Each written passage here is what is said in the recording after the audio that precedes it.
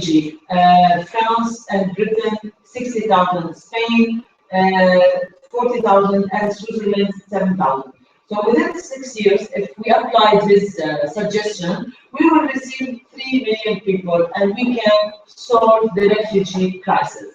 In this way, also, Europe can cut off the road for smugglers, and you know that if we make this legitimate mobility into a foreseeable future, this will prevent refugees from risking their lives and going through boats and paying this large amount of money to smugglers. And if we look at the figures of who died in the sea, the number of them have exceeded 1,700, according to International Organization for Migration. And the last year, 1,789 people were dead and missing in the sea. What is, as a journalist and as a follower to the situation in the area, how can we put measures to solve this refugee crisis? I believe, first of all, that to end the war in Syria and Libya is a key issue in this regard. We should advocate for more for returning a functional government, central government to Libya, which effectively now operates as cantons, and this doesn't help the stability of the country and doesn't encourage citizens to stay there.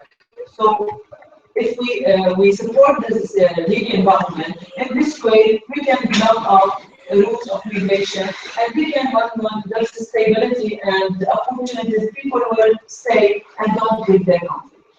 In Syria, what is needed, of course, that we should stop war, and international powers should coordinate together to reach a political settlement to Syria. But even if there is a political settlement to Syria, it needs a long time so that people can return, because this process, you need to reconstruction process, it will take time, and people, because of the tension in Syria,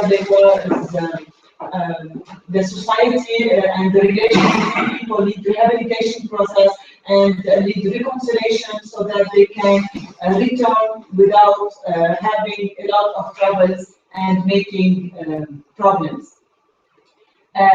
Also, the situation in Syria and Libya isn't just not the case. In Eritrea and Afghanistan at the same time, they are facing the same problem. So people there in Eritrea, for instance, they are facing the same thing that they are facing in northern Syria, because there's a dictator there, and people feel there's no chances for them to live in this country.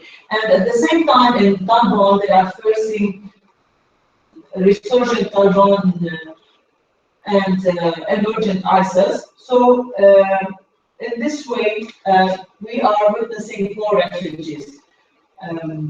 What is also needed at development level to encourage refugees to stay at their countries, the most important factor is to make investment in these communities and help development and try to enhance the resilience of people so that they can survive and they can make their living.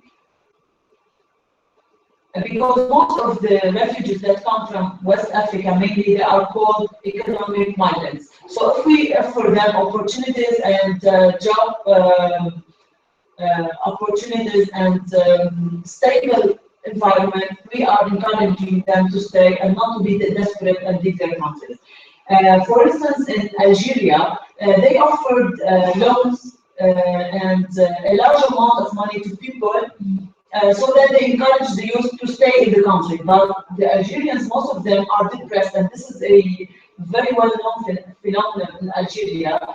Those youth received the money, but they took it to leave the country to immigrate. So because they believe some of them are not willing to invest and make their own project and their own business, they believe that migration is the easiest way. Concerning giving rights to Syrian refugees to work in Turkey or in Jordan or in Lebanon, this issue has been on debate for a long time. For instance, in Lebanon, if we can give permission to work permission to Syrians, this will affect the Lebanese employment rates, and we will witness more unemployment in our country. Of course, it's their right to have work and to be productive, but at the same time, this will have a negative impact. They can have opportunities to work in construction sector and in the agriculture sector, but this is alone, Lebanon cannot do alone without the help of the international community, and the donors should realize this issue and the huge impact of less than 1.8 million refugees in our economy, because the growth now is it's zero in our country, so this has a bad impact on the sustainability of the country. At the same time, we see that in the Gulf, most countries are not attractive to refugees, and their role is focusing on funding and trying to give funds to refugees instead of receiving them. Many people say that the Gulf countries are doing more than enough to have refugees, but Saudi Arabia, for instance, will not be an attractive place for them because they will not enjoy a large freedom of expression. At the same time, they said, I discussed with the Russian officers in Lebanon, why don't they offer scholarships and opportunities for Syrians? They said that Syrians are not very interested in going to Russia. So, and already the Russians have received many refugees from Ukraine, so they believe that they have already a huge responsibility, so they cannot be more cooperative in helping Lebanon in this issue. One of the main solutions also to help our country is to provide alternative economic alternatives in smuggling communities. If we try those people, we cannot end smuggling in a very simple way. We cannot say that Europe, okay, said that we will end smuggling, but it's not an easy way. What is needed is that try to help people to give them more opportunities to get and enhance their resilience so they can be productive and try to stay in their countries instead of leaving. For instance, Stockholm International Water Institute told me an example about how the Netherlands have been helping Mali and giving humanitarian assistance to people for food, to provide them with their food. Why they are doing this and paying taxes, and they cut this from the taxes of their citizens, because they believe that if people kill those birds, those birds they migrate in some citizens to the Netherlands, and this will affect biodiversity. So if people kill these birds, the climate change will have its impact on the Netherlands. So they are trying to help people to provide them with food so that they will not kill birds, and in this way they are preserving their biodiversity. At the national level, what is needed from the government and international community is to help these countries, each country should have an adaptation plan and try to help hosting communities so that they can deal with refugee crisis in an effective way and to lessen the impact on these societies. But at the same time, we know that if we want to support these communities and create projects for them, investment should be funded. What are the other relevant global policy frameworks and processes relevant for disaster-related human humanity? Any crisis we face today, because the world is interconnected, we cannot face it alone. So we need like the international framework and international cooperation. There's many things that we can rely upon, like the Agenda for Sustainable Development, adopted in 2015, and that insists that people should cooperate to ensure human treatment for displaced people and to build resilience in the vulnerable situations to climate-related extreme events and other disasters. If we want to elaborate more on why are facilitated migration and planned relocation important adaptation measures, if we see that well-managed migration, whether circular, temporary, or undertaken with the intention to settle elsewhere, has the potential to increase the resilience of climate change population by creating livelihood opportunities and strengthening resilience to future risks. Migration also supports economic developments in the areas they move to. We cannot consider that all the refugees can cause a negative impact on the societies. Sometimes those refugees may contribute to the economy and create new opportunities for the society they move to. And also we should take into consideration to preserve the rights and the dignity, especially of vulnerable people, mainly the kids and the women.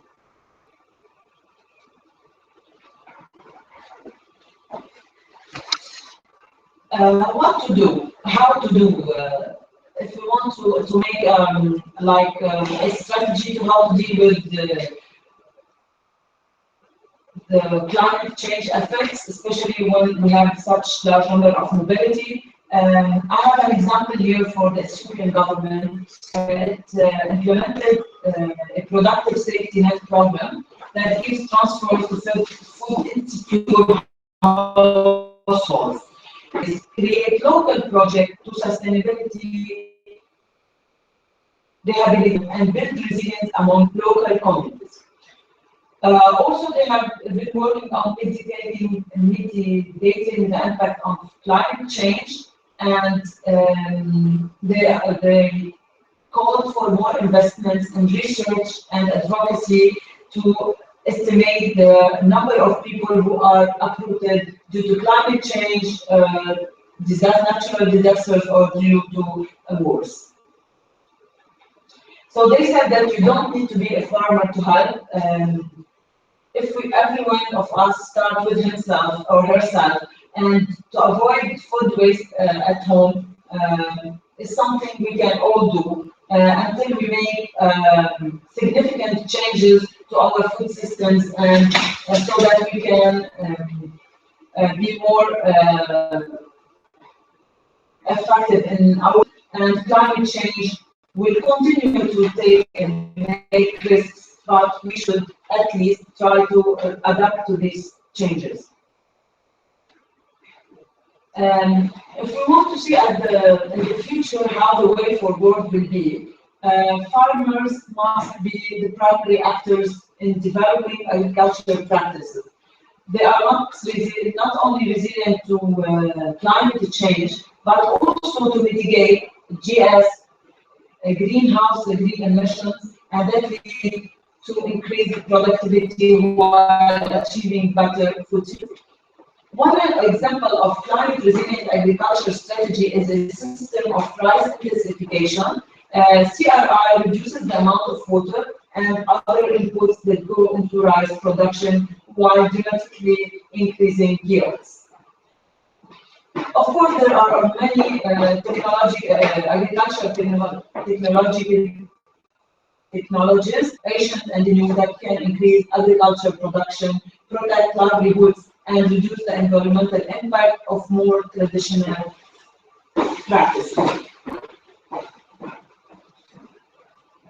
At the international levels, what is required from us, all disasters, as we know, are man-made, because knowledge and resources exist to prevent a lot more than we do. One needs to work with governments on the premise of prevention being an obligation. And it's very important to, as a climate change and migration risk and vulnerability, the strengthening of social protection systems so that people becomes increasingly important. And also what is needed to offer better data and knowledge so that people can understand and respond to the implications of climate change for human mobility and displacement. The most now a question that is being raised in our countries, in Jordan, whether in Jordan, in Lebanon, or in Turkey, is the question of settlement. Will societies accept this call that the UN Secretary General has been calling in his latest report, that can Lebanon integrate 1.8 million refugees in this country? It is very difficult, and it will have a very huge and negative impact on our economy, because Lebanon is 4.5, its population is 4.5 million, so it's not logical that we have 1.8 million refugees. What is needed that we can help those refugees, make them resilient, and try to find another place for them to settle in. Otherwise, we cannot handle this burden alone. I think in Turkey and Jordan, we share the same concerns. In Turkey, it has a strong economy, but at the same time, this will affect population in Turkey and may raise concerns among the Turks. Yesterday, we were talking about integration policy and how Germany is helping refugees to integrate. Nowadays, the German government had made a course for the refugees. It's about life in Germany. They are teaching them in German language. They are teaching about the traditions and also about how life is going on in Germany and what are the most important food they eat and all these traditional things, so that they will become part of the German culture. But there is difficulties that refugees face. This course, if they will pass it, they will receive more aid from the government. If they will not pass it, then their aid will be limited and small amount in considering, because this integration bill was been approved with the government and it needs ratification from the Bundestag, the German parliament. And refugees, as I learned from their stories, they face many difficulties because the German government should at refugee camps start giving them German courses, not leave them until they are accepted in the country, and it will take them more than 9 months to learn. So what refugees suggested that why when they are in refugee they don't receive German courses. This will facilitate their life later and could help them to integrate more in the German society. And if you see that most of refugees, their favorite place for them is to go to Germany. You see from East, Western Mediterranean, Central Mediterranean, Eastern Mediterranean, and Eastern Europe, they went to Europe by land and by sea, and most of them chose Germany, as I said before, because it has a strong economy, and they believe their rights will be protected more than in any other country, because it has a strong economy and wider opportunities for refugees. And if we see that's how the difficulties that migrants follow from Turkey to Greece to Belgrade to Austria and to reach to Germany, because they see all these difficulties and they pay a large amount of money to reach to Germany because they believe it's worth the try and the risk. And at the same time, border controls, they are found, but they are not very effective because smugglers have different ways so that they can ensure that those refugees enter European countries. This photo is about Palestinian camps in Lebanon, how Palestinians refugees are surviving. They have been in Lebanon since 1948. They were forced to leave Palestine by Israeli armed forces, and they become, since 1948, they have been refugees in Lebanon, and they're living in camps in miserable situations, but they cannot return to their country because Israel is not committed to peace settlement with the Palestinians.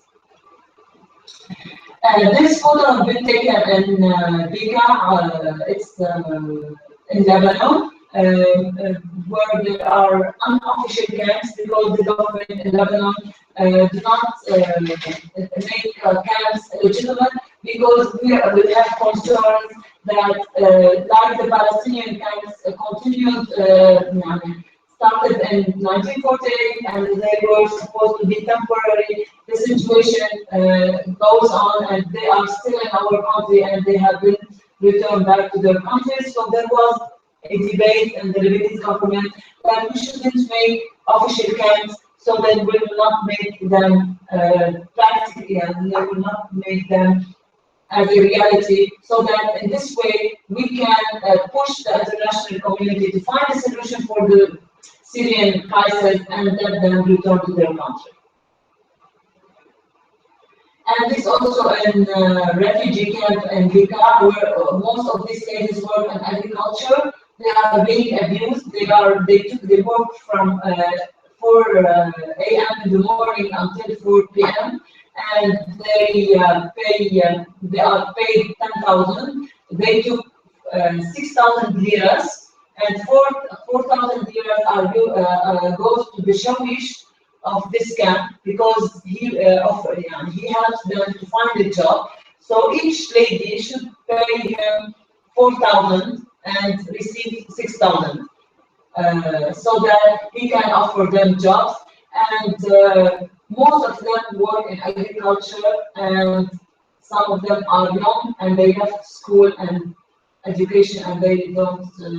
They are subjected to abuse and being exploited by the shawish. It means the leader of each camp. And this photo was taken in Za'atari camp in Jordan. Those kids haven't attended school because they were very shy from their friends because they live in a tent and they don't have a caravan. For them, to live in a caravan is a luxury, not to live in an ordinary tent. So they left school because all their colleagues at the school used to mock them because they are not living in proper conditions like them. So those 3 girls are staying in the tent and not going to school.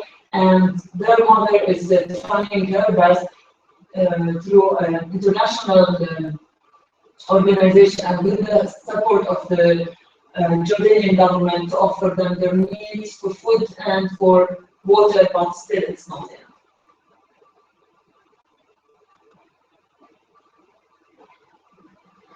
And as I said, they're not just from Syria and most Americans come. We have also from North Africa countries, mainly Libya, Mauritania, Senegal. Also in Senegal, many of them migrate to France because they believe they don't have good opportunities and no higher future horizons in their country. So most of them the youth try to migrate to Europe, mainly France. These are like tips what can be done at all levels so that to increase the resilience of hosting communities and the refugees. At agricultural sector, we have many options that we can use to increase the efficiency of irrigation system and to develop developing species and hybrids more tolerant of high temperatures and drought, and changing the timing of planting, irrigation, and developing rangeland management practices that recognize the effects of climate change and try to provide farmers with better information about pending extreme weather events. At electricity sectors, also there are potential options that include improving the energy use efficiency of buildings and transportation systems, and developing energy supply systems that are less vulnerable to the disruptions of extreme weather events, higher average temperatures, and other aspects of climate change. Water resources also reduce the likelihood that coastal freshwater aquifers will experience saltwater intrusion as sea level rises, increasing the water usage. And we have witnessed this issue in Palestinian camps in Lebanon, in Bruj al-Barajni camp, where the desalination of water is very high, it's very salty, and people cannot, even if they want to wash their hands or their faces, the water is very salty. And at coastal communities and ecosystems, we should plan for pulling the human activities back from coastal areas that will be exposed to expected rises in sea level. Because you know when you will face a crisis, you will not have time, so you have to be prepared before in order to avoid such crises. And forest also we should tackle forest resources, public health, and tourism sector. Try to take measures at each sector so that we increase the resilience of the communities and the vulnerable people. Also, we need to facilitate the movement of existing structures and activities out of areas at high risk to climate change related events such as flooding, development in such areas, and try to make changes in the design of communities and building appropriate for anticipated climate related risks, and to improve the ability of emergency relief and other systems to anticipate and to respond to climate related disasters. Thank you. Before that, I would like to conclude that we in Lebanon and Jordan and Turkey are facing the same burden. So I believe that we need a regional approach so that we can tackle this issue effectively. Every country alone cannot deal with this issue and this impact of refugees. If we coordinate together, maybe we can lessen the burden and try to preserve, increase the resilience of our communities and to respect the dignity of the refugees. Okay, thank you.